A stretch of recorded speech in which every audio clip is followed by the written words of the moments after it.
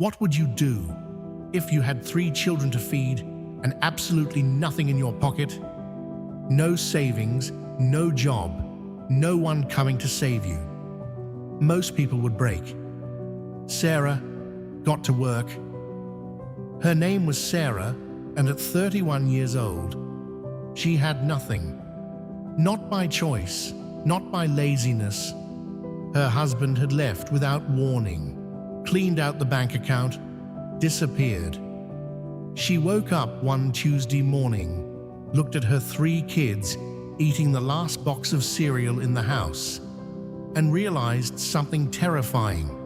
There was no one coming, no family nearby, no savings to fall back on, no degree, no work experience beyond part-time jobs she had done a decade ago.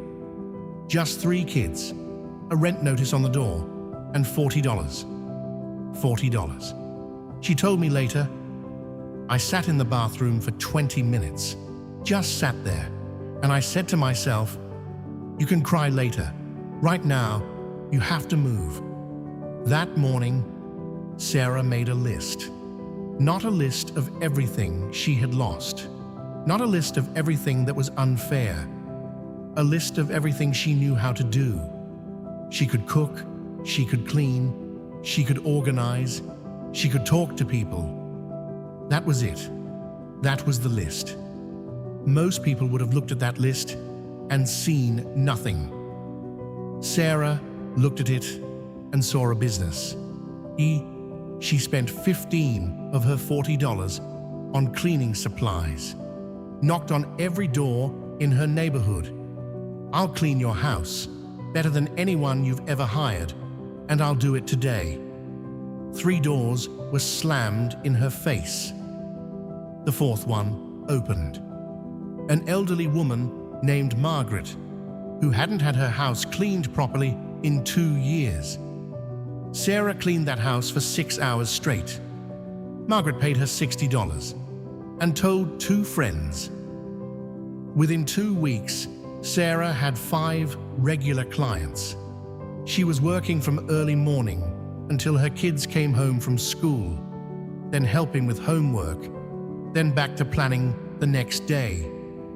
She slept 5 hours a night, some nights less. There were hard moments. The night her youngest got sick and she had no money for the doctor. The morning she found an eviction notice on her door. The evening she sat in her car and cried for 30 minutes, then dried her eyes, walked back inside, and made dinner. She never let her kids see her fall apart. "They needed to see me standing," she said. "So I stood, even when every part of me wanted to collapse." Month 3, she hired her first helper, a neighbor's daughter who needed extra income. Month 6, she had a small team of 4. Month 9, she registered her business officially. She called it Fresh Start Cleaning Company. 1 year after that Tuesday morning, with $40, Sarah's business was making $8,000 a month. She had moved into a bigger apartment. Her kids were stable. Her oldest had just joined the school soccer team.